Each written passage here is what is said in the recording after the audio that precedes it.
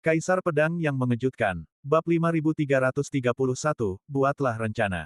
Kerumunan itu menenangkan emosi mereka yang gelisah dan menatap Qian Hen, menunggunya mengungkapkan rencananya.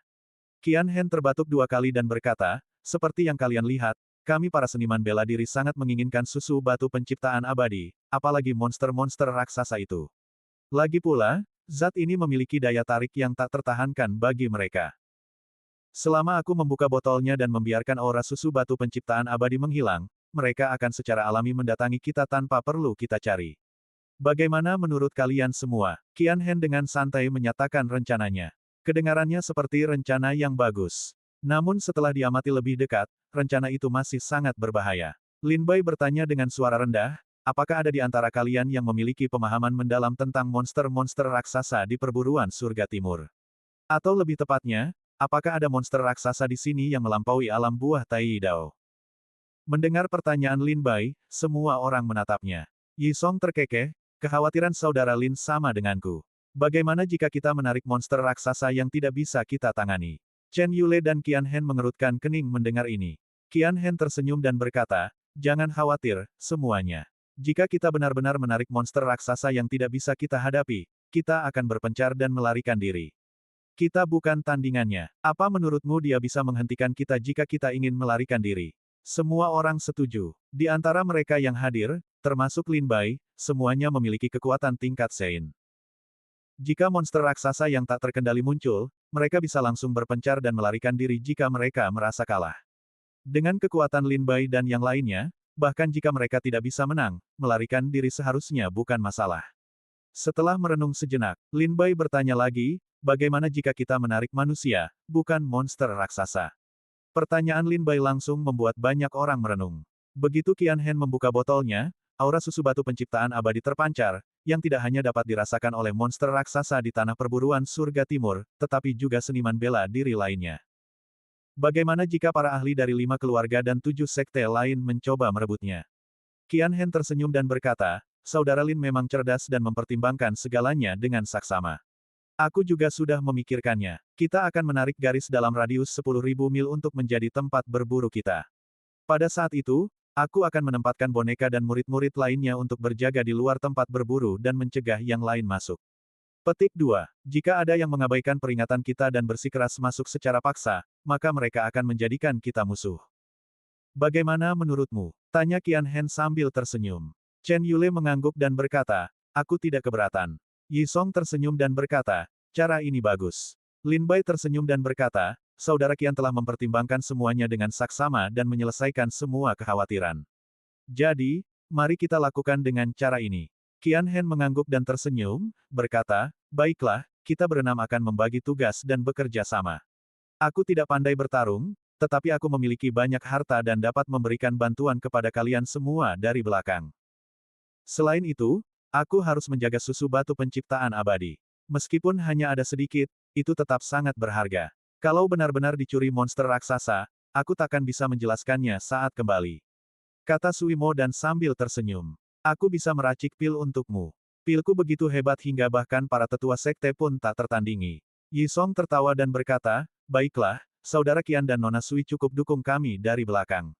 Sekaligus, lindungi susu batu 10.000 tahun. Chen Yule menghunus pedangnya dan berkata dingin, saudara Qian dan Nona Sui tidak pandai bertarung, jadi mereka tak perlu membantu.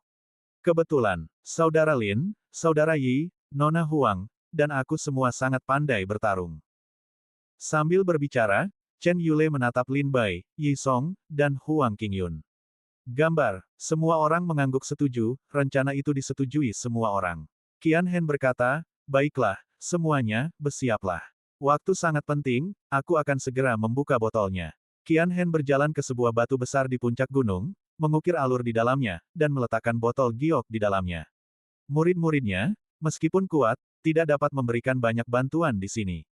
Qian Hen kemudian mengatur agar mereka melakukan perjalanan puluhan ribu mil jauhnya untuk mendirikan barisan pelindung, membagi area tersebut menjadi tempat berburu bagi Lin Bai, Yi Song, dan yang lainnya. Setelah barisan pelindung terpasang dan persiapan selesai, Qian Hen bertukar pandang dengan Lin Bai dan yang lainnya, lalu membuka botol itu. Asteris pop, asteris. Botol itu terbuka, mengeluarkan aroma unik yang dengan cepat memenuhi udara. Sekarang, yang tersisa hanyalah menunggu. Menunggu binatang-binatang raksasa di tempat berburu surga timur mencium aroma susu fosil kuno dan jatuh ke dalam perangkap mereka. Lin Bai, Yi Song, Chen Yule, dan Huang Qingyun berdiri dengan hikmat di keempat empat penjuru, menatap dunia di depan. Qian Hen dan Sui Mo dan berdiri berdampingan, menunggu kemunculan monster raksasa itu. Para murid dari berbagai faksi yang ribuan mil jauhnya bersembunyi.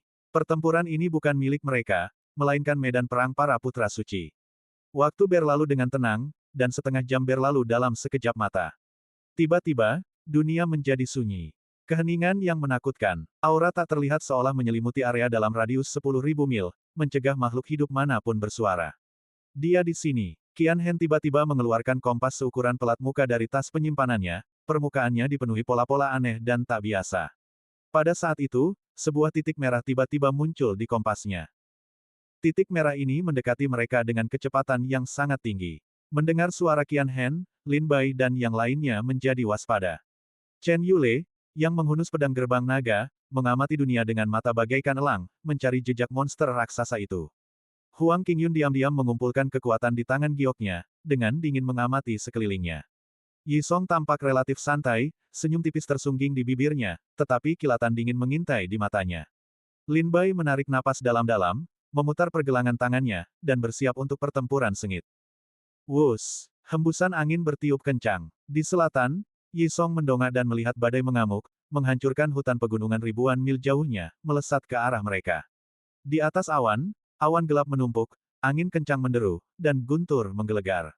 Raungan. Raungan memekakkan telinga dari seekor binatang aneh bergema dari langit. Di atas langit, Qian Hen buru-buru memperingatkan. Semua orang mendongak dan melihat awan gelap bergulung-gulung di langit, tampaknya menyembunyikan dewa dan iblis tak dikenal yang mengaum di langit dan bumi. Yi Song mempertahankan senyumnya, tetapi tiba-tiba kilat menyambar di matanya. Kemudian, kekuatan petir yang dingin memancar dari tubuh Yi Song. Kerak, sebuah sambaran petir ilahi turun dari langit, yang ditangkap Yi Song dengan tangannya. Guntur ilahi berubah menjadi cambuk panjang yang disambar petir di tangan Yi Song, menyambar awan gelap dengan ganas. Teknik guntur dewa sejati 5 guntur. Huang Qingyun dan Chen Yule mengenali teknik yang sedang digunakan Yi Song. Asteris kerak. Asteris cambuk petir menari-nari di tangan Yi Song, menyambar awan gelap. Cambuk itu, bagaikan pedang tajam, dengan mudah membelah awan, menampakkan makhluk raksasa yang tersembunyi di dalamnya. Binatang ini seukuran gunung, tubuhnya seperti harimau, kepalanya seperti naga, bersayap, tubuhnya seluruhnya hitam, taringnya terbuka, dan aumannya bagaikan guntur. Binatang naga harimau. Mata Qian Hen berkilat, mengenali asal-usul binatang itu. Bab 5332 Cincin 9 Naga. Banyak monster raksasa dari era barbar dan primordial memiliki bentuk yang aneh. Mereka tidak memiliki nama yang pasti, kebanyakan seniman bela diri akan memberi mereka nama yang mudah dipahami berdasarkan penampilan dan karakteristiknya. Misalnya, monster raksasa yang muncul di sini sekarang disebut monster naga harimau. Hanya karena memiliki kepala naga dan tubuh harimau. Tuan-tuan, ada transaksi besar. Qian Hen mengeluarkan gulungan lain dari tas penyimpanannya, membacanya dengan saksama, dan berkata sambil tersenyum, 3 alkemis dari paviliun misteri surgawi membutuhkan hati harimau, cambuk harimau, dan ekor harimau dari monster naga harimau untuk memurnikan pil. 9 pemurni senjata membutuhkan tulang harimau, gigi naga harimau, jiwa naga harimau, untuk memurnikan senjata. Monster naga harimau ini bisa dijual dengan harga yang bagus. Kata Qian Hen sambil tersenyum. Bagus, jawab Yi Song sambil tersenyum. Detik berikutnya, Yi Song menghentakkan satu kakinya ke tanah, dan sosoknya melesat ke langit. Kilatan petir ilahi meletus dari tubuh Yi Song, bagaikan pedang dan cambuk yang tak terhancurkan, menyambar binatang naga harimau. Merasakan bahaya, binatang naga harimau itu melotot marah ke arah Yi Song, tubuhnya yang besar meliuk-liuk, anggota tubuhnya terentang di udara, meraung sambil melepaskan seberkas kekuatan ke arah Yi Song. Jaga sikapmu, tunggu saja dibantai. Cibir Yi Song, kilat tak berujung menyambar dari tubuhnya. Saat ia mengangkat tangannya ke atas kepala, kilat itu menyambar, berubah menjadi bola petir yang tak henti-hentinya membawa kekuatan penghancur yang luar biasa. Sambil menyeret bola petir raksasa itu, Yi Song menghantamkan telapak tangannya ke binatang naga harimau. Ledakan memekakkan telinga, bergema, titik. Binatang naga harimau itu menjerit kesakitan, kaki depannya hancur oleh serangan Yi Song, darah berceceran, memperlihatkan tulang putihnya yang mencolok. Tampaknya murka oleh Yi Song, ia mengepakkan sayapnya dan menyerangnya dengan kecepatan luar biasa, menerjang untuk menggigit dan menyerang. Yi Song siap, petir menyatu menjadi perisai, melindunginya. Serangan naga harimau itu tidak hanya gagal melukai Yi Song, tetapi juga terluka oleh kekuatan petir perisai tersebut, mulutnya berlumuran darah dan anggota tubuhnya hancur berkeping-keping. Yi Song mengangkat tangannya, dan petir menyatu menjadi tombak panjang di telapak tangannya, menyerang naga harimau itu dengan ganas. Ao, tombak petir itu menembus perut naga harimau itu, daging dan darah beterbangan di mana-mana. Naga harimau itu, setelah mengalami kemunduran di tangan Yi Song, perlahan-lahan menunjukkan rasa takut di matanya.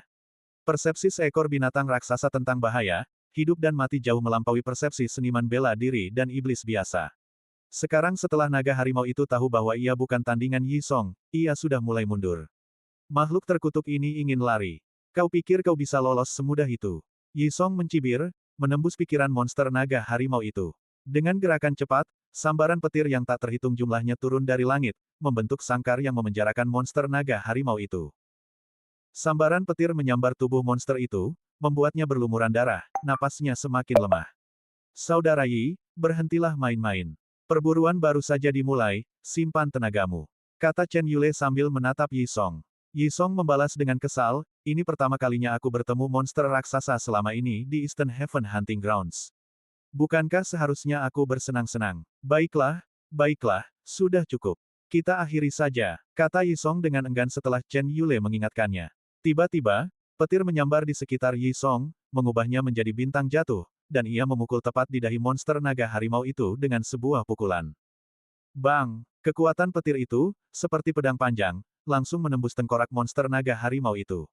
Binatang naga harimau itu melolong kesakitan, tubuhnya yang besar jatuh dari langit dan menabrak hutan di bawahnya. Gambar, Lin Bai memperhatikan saat monster naga harimau itu mendarat, darahnya mengalir deras seperti sungai kecil di tanah. Mata Lin Bai berbinar saat ia bertanya, apakah paviliun misteri surgawi memiliki alkemis yang membutuhkan darah monster raksasa? Qian Hen mengeluarkan sebuah gulungan, memeriksanya dengan saksama, dan berkata, aku tidak punya. Chen Yule juga mengeluarkan sebuah gulungan dan meliriknya, lalu berkata, aku juga tidak punya. Yang lainnya menggelengkan kepala, paviliun misteri surgawi tidak memiliki alkemis atau pemurni senjata yang membutuhkan darah iblis monster raksasa. Mata Lin Bai kembali berbinar saat ia terkekeh dan berkata, aku sedang membudidayakan beberapa ramuan spiritual khusus, yang kebetulan membutuhkan darah iblis untuk irigasi. Karena darah iblis ini tidak berguna, bisakah kalian semua memberikannya kepadaku? Tentu saja, aku bukan orang yang suka mendominasi dan tidak akan membiarkan kalian menderita kerugian. Aku bersedia menyerahkan sebagian kentunganku untuk ditukar dengan darah iblis ini. Chen Yule dan Qian Hen telah menyetujui hal ini selama aliansi mereka. Setelah memburu monster raksasa itu dan meninggalkan tanah perburuan surga timur, mereka akan mengolah monster itu dan membagi hasil rampasannya. Bangkai monster raksasa memiliki nilai yang sangat tinggi. Misalnya, beberapa alkemis, pemurni senjata, dan pembuat jimat dari paviliun misteri surgawi membutuhkan komponen kunci tertentu dari monster raksasa ini.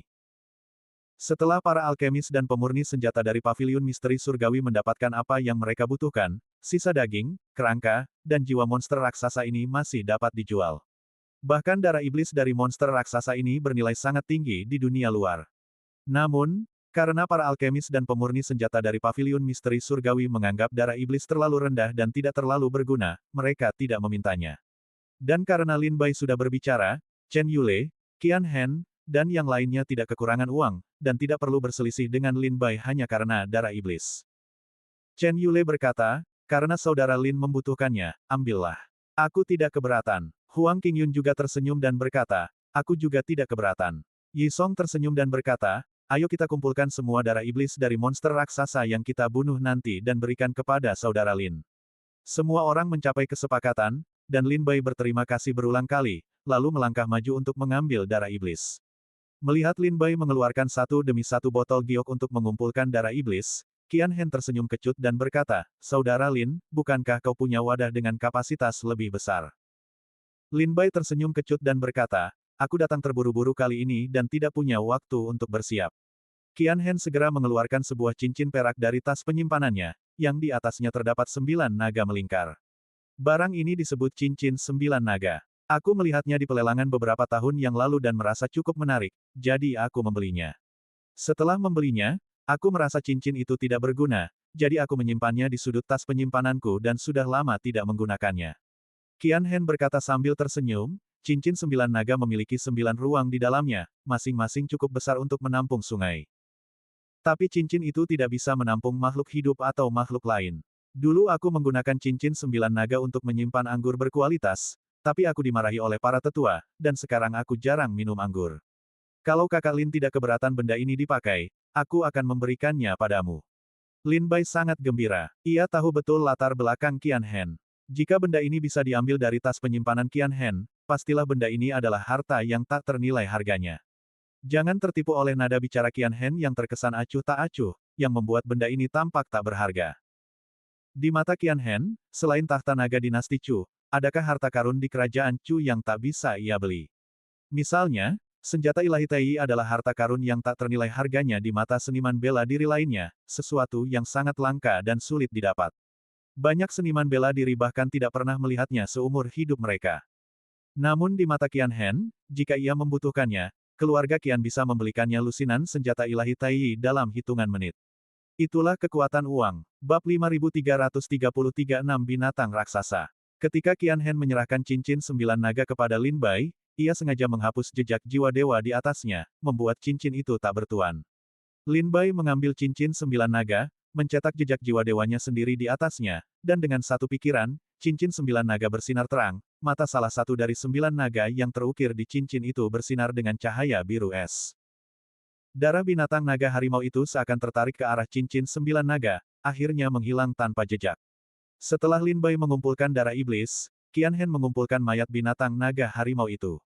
Sesuai kesepakatan yang telah mereka buat sebelumnya, semua binatang raksasa yang diburu akan dikumpulkan oleh Qian Hen dan didistribusikan setelah meninggalkan tempat perburuan Surga Timur.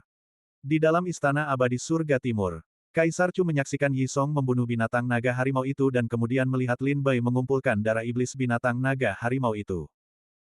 Kaisar Chu mengangkat alis, melirik para tetua keluarga Qian, dan berkata sambil tersenyum, keluarga Qian benar-benar telah berusaha keras kali ini, bahkan mengeluarkan susu batu penciptaan abadi. Menggunakan susu batu penciptaan abadi untuk memikat monster raksasa, apa mereka mencoba memusnahkan semua monster raksasa di perburuan surga timurku sekaligus? Para tetua keluarga Qian tersenyum getir. Saat Lin Bai dan Qian Hen kembali dari perjamuan pembantaian naga yang diselenggarakan oleh Chen Yule di Paviliun Abadi, mereka menyebutkan aliansi mereka kepada keluarga. Saat itu, Qian Hen mengusulkan untuk mengambil beberapa harta dari perbendaharaan keluarga untuk mempersiapkan perburuan di perburuan surga timur. Keluarga Qian adalah pengusaha. Apa yang paling dihargai oleh para pengusaha? Para pengusaha menghargai, memiliki lebih banyak teman berarti memiliki lebih banyak jalan. Ketika para tetua keluarga Qian mendengar bahwa Qian Hen ingin membentuk aliansi dengan Chen Yule, Lin Bai, Sui Modan, Huang Qingyun, dan lainnya, mereka langsung setuju. Alasannya sederhana, orang-orang yang berteman dengan Qian Hen semuanya adalah talenta muda kerajaan Chu, pilar masa depan kerajaan Chu. Jika mereka dapat membina hubungan baik dengan mereka, berbagai bisnis keluarga Qian di kerajaan Chu akan mendapat dukungan di masa depan. Oleh karena itu, mereka menyetujui permintaan Qian Hen, mengizinkannya mencari harta karun di perbendaharaan. Namun, tetua keluarga Qian tak pernah menyangka. Qian Hen memasuki perbendaharaan dan memilih ratusan harta karun. Di antara ratusan harta karun ini, meskipun banyak yang sangat berharga, yang paling berharga adalah jejak susu fosil purba ini. Mendengar tawa Kaisar Chu, seorang tetua dari keluarga Qian terkekeh dan berkata, "Yang mulia, ini hanya generasi muda yang bermain-main. Kami tidak tahu Qian Hen berani mengeluarkan susu batu penciptaan abadi. Yakinlah, Yang mulia, setelah peristiwa perburuan surga timur ini, kami pasti akan menghukum Qian Hen dengan berat." Kaisar Chu melambaikan tangannya dan berkata, "Cukup, cukup, ini hanya beberapa binatang raksasa. Apa aku tak sanggup kalah?" Tetua keluarga Qian tertawa, "Yang mulia murah hati." Kaisar Chu tertawa, "Aku ingin melihat berapa banyak binatang raksasa yang bisa diburu oleh 6 prajurit tingkat putra suci bersama-sama." Di dalam susunan proyeksi, awan gelap bergulung lagi, dan guntur bergemuruh. Lebih banyak binatang raksasa datang.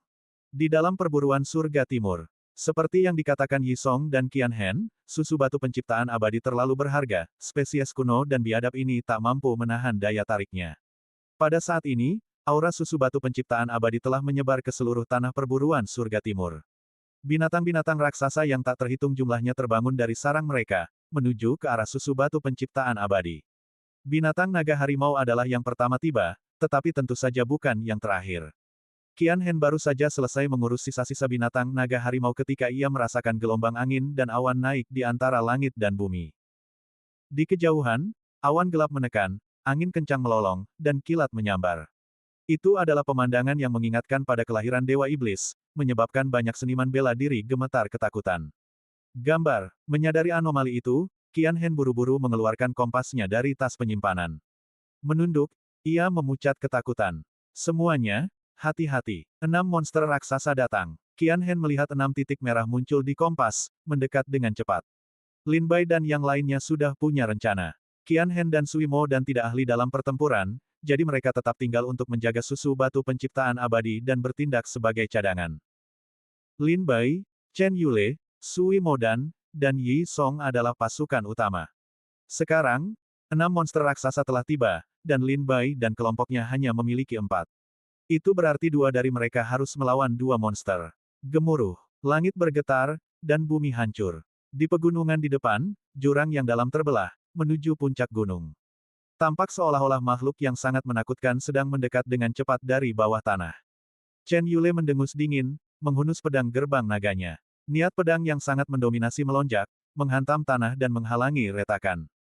Gemuruh, raungan memilukan datang dari bawah tanah, diikuti getaran dan ledakan memekakkan telinga. Seekor ular sepanjang 100 zang muncul dari tanah, muncul di depan mata semua orang. Namun, ular ini berkepala banteng. Sanca iblis banteng. Qian Hen meliriknya dan jantungnya berdebar kencang.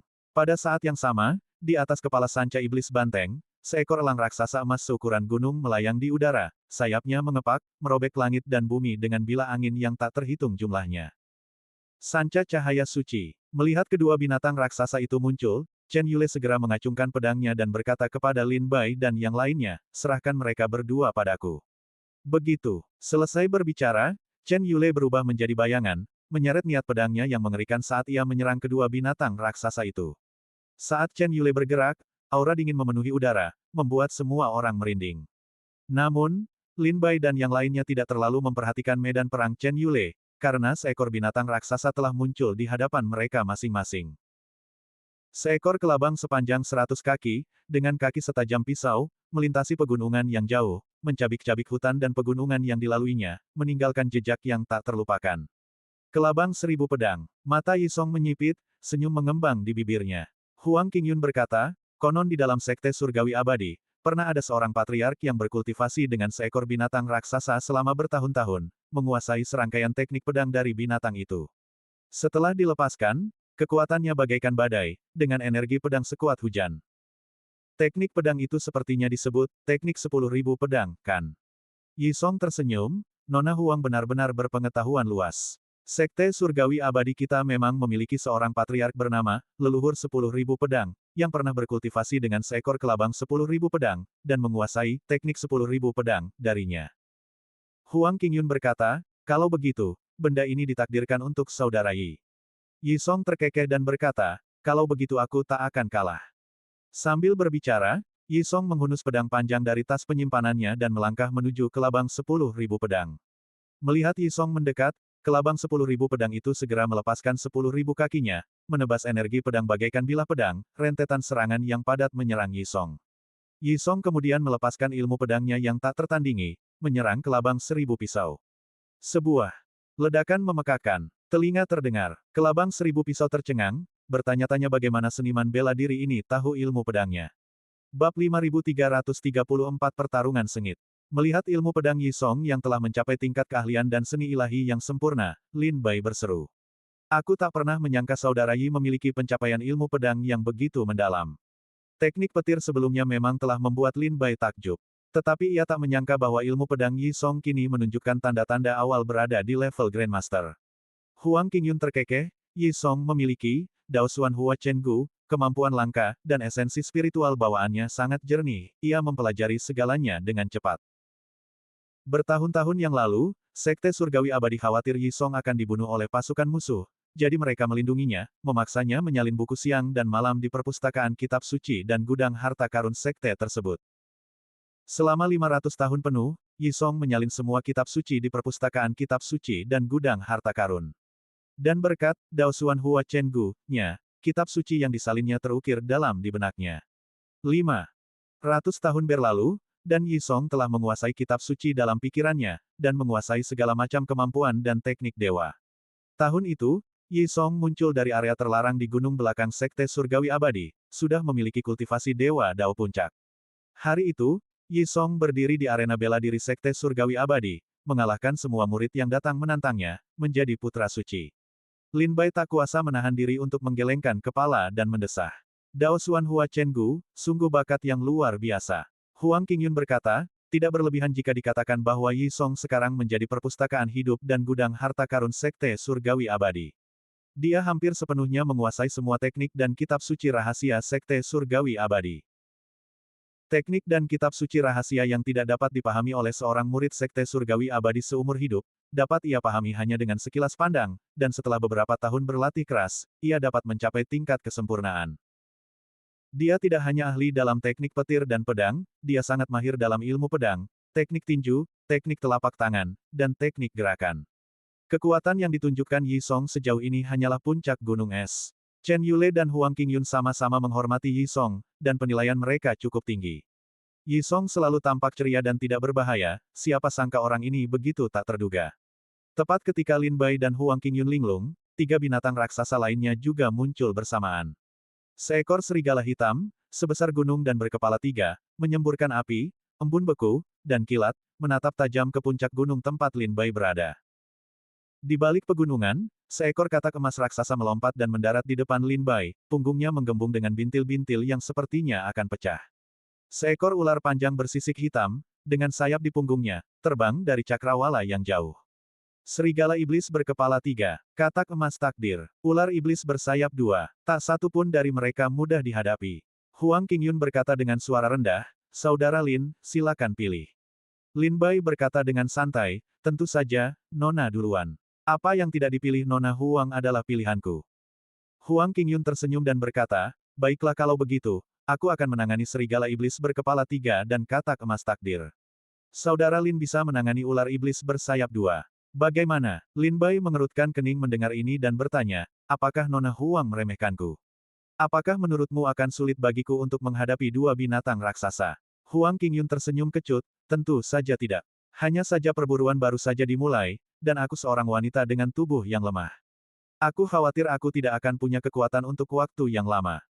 Sekarang, biarkan Saudara Lin menghemat tenaganya agar ketika aku kelelahan, kau bisa memegang posisi ini." Lin Bai tertawa, "Hehe, Nona Huang sangat bijaksana. Tapi itu tidak masalah.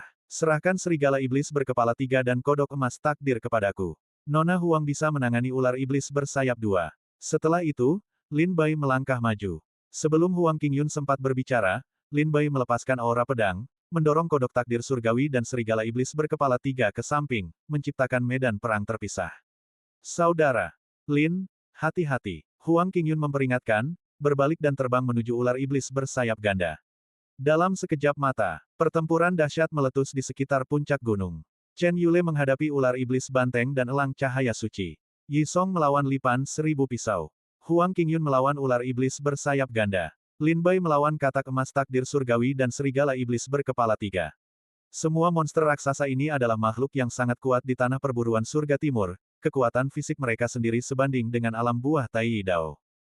Tentu saja, mereka masih cukup jauh dari alam buah Tai Dao yang sebenarnya. Melihat pemandangan ini, tak hanya para tetua dari 5 keluarga dan 7 sekte di Istana Abadi Surga Timur yang terguncang, tetapi para seniman bela diri yang menyaksikan pertempuran di alun-alun di seluruh ibu kota juga sangat bersemangat. 6 monster raksasa. 6 monster raksasa telah datang. Aku ingin tahu apa sebenarnya isi botol Qianhen. Cukup untuk menarik 6 monster raksasa. Ini pasti akan menjadi pertempuran yang menggemparkan. Memang, menyaksikan para putra suci 5 keluarga dan 7 sekte berburu jauh lebih seru daripada menyaksikan para murid kerajaan Chu berburu.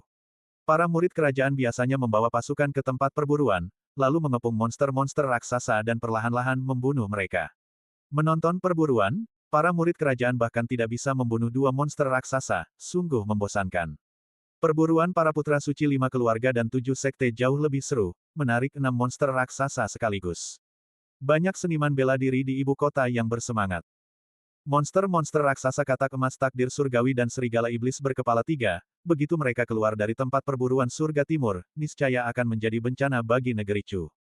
Hanya kota-kota besar di Chu yang mampu menahan monster-monster raksasa sekuat ini, kota-kota biasa lainnya, jika diserang oleh monster-monster raksasa, pasti akan dibantai.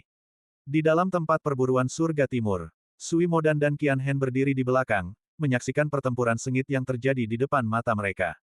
Qian Hen memegang kompas, terus memantau pergerakannya untuk memastikan tidak ada monster raksasa lain yang mendekat. Lin Bai, Yi Song, Chen Yule, dan Huang Qingyun terlibat dalam pertarungan sengit melawan 6 monster raksasa.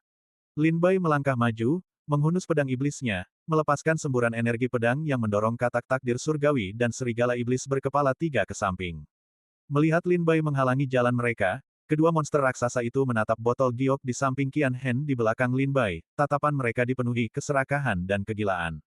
Mereka meraung ke arah Lin Bai, seolah menuntutnya untuk minggir. Namun Lin Bai berdiri kokoh di hadapan mereka, tak bergerak. Murka, bintil-bintil katak takdir surgawi menggembung di punggungnya sebelum pecah, menyemburkan cairan kuning keruh ke arah Lin Bai. Lin Bai buru-buru menghindar, cairan itu mendarat di tanah dan bebatuan, langsung membusukkan pepohonan dan bebatuan pegunungan. Serigala iblis berkepala tiga memanfaatkan kesempatan itu, ketiga kepalanya menyemburkan api, embun beku, dan kilat, melesat ke arah Lin Bai. Untuk sesaat, kedua binatang raksasa itu seolah mencapai kesepakatan tak terucap, pertama-tama melenyapkan Lin Bai, rintangan ini, dan kemudian merebut susu batu penciptaan abadi. Lin Bai menggunakan teknik gerakannya untuk menghindari racun katak emas takdir surgawi dan api, embun beku, serta kilat dari serigala iblis berkepala tiga. Setelah menghindari gelombang serangan pertama dari kedua binatang raksasa itu, Lin Bai menilai kekuatan dan metode serangan mereka. Seketika, mata Lin Bai mengaktifkan kekuatan pedang, dan 4 pedang terbang melesat keluar dari tubuhnya, membentuk formasi pedang di udara. Bayangan-bayangan naga biru, harimau putih, burung vermilion, dan kura-kura hitam, disertai kekuatan pedang yang tak terbatas, menebas ke bawah. Formasi pedang 4 simbol kehendak surgawi. Lin Bai mengaktifkan formasi pedang, menyerang kedua binatang raksasa itu. Bab 5335, bunuh mereka semua. Formasi pedang 4 simbol kehendak surgawi. Hantu keempat makhluk dewa, naga biru, harimau putih, burung vermilion, dan kura-kura hitam, muncul di udara, mengaum serak ke arah dua makhluk raksasa. Di bawah. Kemudian, keempat makhluk dewa itu menukik ke bawah, melepaskan hujan sinar pedang ke bumi. Bahkan dengan kulit mereka yang tebal, kedua makhluk raksasa itu melawan formasi pedang Lin Bai. Tak lama kemudian, tubuh mereka berlubang-lubang. Lin Bai menghunus pedang iblisnya dan menunggangi pedang terbang, menyerbu ke arah dua makhluk raksasa itu. Seluruh tubuhnya memancarkan cahaya pedang biru tajam yang tak tertandingi, menebas berulang kali ke arah dua makhluk raksasa itu. Raung, raung, terluka oleh rentetan pedang Lin Bai, kedua makhluk raksasa itu meraung marah ke langit. Katak emas takdir surgawi membuka mulutnya, lidahnya yang panjang mencambuk seperti cambuk besi, meratakan hutan pegunungan. Bersamaan dengan itu, bintil-bintil di punggung kodok itu berdenyut lagi. Racun menghujani Lin Bai. Serangan kodok surgawi itu ganas dan cepat, dan Lin Bai buru-buru menghindar. Tepat pada saat itu, serigala iblis berkepala tiga melompat ke udara, wujudnya kabur menjadi bayangan, langsung menuju Lin Bai. Api, embun beku, dan kilat meletus dari tiga kepalanya, menghanguskan bumi. Meskipun ukurannya seperti gunung dan ukurannya sangat besar, serigala iblis berkepala tiga itu sangat cepat. Dengan beberapa lompatan, ia menggunakan api, embun beku, dan kilatnya untuk menghalangi penglihatan Lin Bai dan menghalangi jalan mundurnya, muncul di hadapannya. Ketiga kepalanya membuka rahang merah darah mereka, siap untuk mencabik-cabik Lin Bai. Ekspresi Lin Bai sedikit berubah, bau busuk yang keluar dari mulut serigala membuatnya pusing. Pada saat kritis ini, 4 pedang terbang berputar, 2 membentuk sepasang, menusuk mulut serigala itu.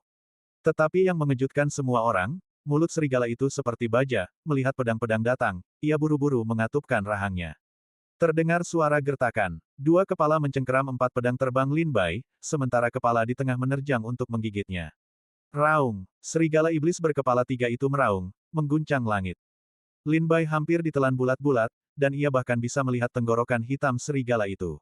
Saat itu, Lin Bai berdiri di mulut serigala, kakinya di lidahnya, tangannya menopang bagian atas mulutnya. Tubuh Dao 5 elemen. Pada saat ini, kekuatan tubuh Dao 5 elemen diaktifkan sepenuhnya. Darah dan ki Lin Bai melonjak seperti naga, otot-ototnya menggembung, dan kekuatan yang sebanding dengan alam buah Dao Tai terpancar darinya. Hancurkan! Lin Bai meninju bagian atas mulutnya. Kekuatan dahsyat itu menembus rahang seperti paku baja, dan Lin Bai terbang keluar dari lubang berdarah, mengangkat pedang iblisnya di udara. Dengan bunyi gedebuk pelan, pedang iblis itu jatuh, dan kepala serigala besar jatuh langsung ke tanah. Serigala iblis berkepala 3 kehilangan 1 kepala, dan 2 kepala yang tersisa mengeluarkan jeritan memilukan. Api dan embun beku melesat ke arah Lin Bai. Ekspresi Lin Bai sedikit menggelap, ia tetap diam, kakinya menapak kehampaan saat ia dengan cepat mencapai serigala iblis berkepala 3. Pedang terbang dan pedang iblisnya menebas berturut-turut dengan cepat. Cahaya pedang merobek kulit serigala iblis berkepala 3 yang tampaknya tak terhancurkan. 2. Suara nyaring terdengar. 2. Kepala berguling ke tanah. Wow, sebuah rintihan menyusul. Serigala iblis berkepala 3 itu jatuh dari langit, jatuh ke tanah, tak bernyawa. Di kejauhan, katak emas takdir surgawi, menyaksikan kematian serigala iblis berkepala 3 di tangan Lin Bai, merasakan semburat ketakutan di mata besarnya. Bahkan dengan serigala iblis berkepala 3 yang bergabung, ia gagal menaklukkan Lin Bai. Sekarang, dengan kematian serigala iblis berkepala 3, ia benar-benar sendirian. Seketika, katak emas takdir surgawi mempertimbangkan untuk mundur. Meskipun susu batu penciptaan abadi sangat berharga, apa gunanya memperolehnya jika seseorang kehilangan nyawanya? Gambar, punggung katak emas takdir surgawi berdenyut-denyut, dan racun dari pustulanya menyembur keluar seperti tetesan air hujan, menghujani Lin Bai dan memaksanya menghindar dan menghindar. Racun ini sangat kuat, Lin Bai memperkirakan bahwa sedikit saja racunnya akan menyebabkan lengan seorang kultivator buah Tai Dao biasa membusuk. Setelah semburan racun mereda, Lin Bai menoleh ke belakang dan melihat katak emas takdir surgawi mundur tanpa perlawanan. Kaki belakangnya mendorong tanah, mendorong tubuh besarnya puluhan ribu mil jauhnya. Katak emas takdir surgawi melompat sejauh puluhan ribu mil dalam sekali lompatan. Mencoba lari, mata Lin Bai berkilat marah. Di matanya, katak emas takdir surgawi adalah harta karun, darah iblisnya lah yang digunakan Lin Bai untuk berkultivasi. Namun Lin Bai tidak mengejarnya dengan pedangnya. Dengan satu pikiran, 4 pedang terbang langsung melesat, mengejarnya puluhan ribu mil jauhnya. Katak emas takdir surgawi mendarat puluhan ribu mil jauhnya, berniat untuk menendang lagi dan melarikan diri. Namun, tiba-tiba ia merasakan ancaman mematikan datang dari belakang. Menoleh ke belakang, 4 pedang terbang turun dari langit, mengincar punggungnya. Dentang, punggung katak emas takdir surgawi sekeras baja, tak terhancurkan. Keempat pedang terbang itu menghantam punggungnya, hanya mengiris tipis lapisan kulitnya, tanpa setetes darah pun mengalir. Tak gentar, karena gagal membunuh katak emas takdir surgawi dengan satu serangan, Lin Bai, dari jarak puluhan ribu mil, melantunkan mantra pedang. Formasi pedang 4 simbol kehendak surgawi kembali mengembun. Keempat pedang terbang itu bersinar terang, berubah menjadi 4 pedang raksasa, masing-masing sepanjang 100 kaki, yang turun dari langit dan memakukan diri di punggung katak emas takdir surgawi. Raung, pedang-pedang raksasa yang terbentuk dari keempat pedang terbang itu menancapkan katak emas takdir surgawi dengan kuat ke tanah. Jeritan putus asa dan menyakitkan keluar dari mulut katak emas takdir surgawi saat ia meronta, mencoba melarikan diri. Namun, semakin ia melawan, semakin besar lukanya, dan semakin parah lukanya. Perlahan-lahan, katak emas takdir surgawi tergeletak tak bergerak di tanah, perlahan-lahan kehilangan napasnya. Lin Bai menggunakan 4 pedang terbang untuk membawa kembali sisa-sisa katak emas takdir surgawi dari jarak puluhan ribu mil dan melemparkannya ke tanah. Lin Bai dengan cepat menghadapi katak emas takdir surgawi dan serigala iblis berkepala 3. Dalam sekejap mata, medan pertempuran antara Chen Yule, Huang Qingyun, dan Yi Song pun berangsur-angsur berakhir. Chen Yule diselimuti oleh aura pedang hitam legam, yang memadat menjadi badai hitam yang menyelimutinya. Lin Bai, yang pernah melawan Chen Yule sebelumnya, tahu bahwa ini adalah aura pedang pembantai, rahasia keluarga Chen. Kini, kedua binatang raksasa itu telah terbelah dua oleh pedang Chen Yule, darah dan organ dalamnya menetes, sungguh bau busuk. Yi Song mengayunkan pedang pusakanya, dengan telak memotong 100 kaki lipan 1000 potong. Akhirnya, Yi Song tampak kehilangan minat dan menghabisi lipan 1000 tusuk dengan satu serangan. Sedangkan Huang Qingyun, sosoknya begitu halus dan seperti dunia lain. Meskipun ular iblis bersayap dua itu sangat cepat dan lincah, ia bahkan tak mampu menyentuh sehelai pun pakaiannya. Setelah pertarungan singkat, ular iblis bersayap dua itu terengah-engah, benar-benar kelelahan. Ia seolah tahu bahwa ia bukan tandingan Huang Qingyun dan mencoba melarikan diri. Huang Qingyun, Menyadari waktunya hampir habis, dengan tegas mengangkat tangannya dan menghancurkan kedua kepala ular iblis bersayap dua itu dengan satu serangan telapak tangan. Dengan demikian, keenam monster raksasa itu mati di tangan Lin Bai dan rekan-rekannya. Terlebih lagi, tampaknya keenamnya masih belum puas, karena belum mengerahkan seluruh kekuatan mereka. Hahaha, brilian, brilian. Qian Hen dan Sui Modan, yang sedari tadi menonton dari belakang, bertepuk tangan begitu pertarungan enam orang itu berakhir, berkata, Saudara Chen dan Saudara Lin dengan mudah mengalahkan dua lawan, Nona Huang dan Saudara Yi juga sangat terampil, mengalahkan mereka dengan mudah. Pertandingan yang sangat seru. Lin Bai dan yang lainnya menyeret mayat binatang raksasa itu, sambil berkata, sesuai kesepakatan sebelumnya, Saudara Qian akan menyimpan mayat binatang raksasa itu untuk sementara. Saudara Lin, jika kau membutuhkan darah iblis, silakan ambil. Lin Bai dan Qian Hen berpisah.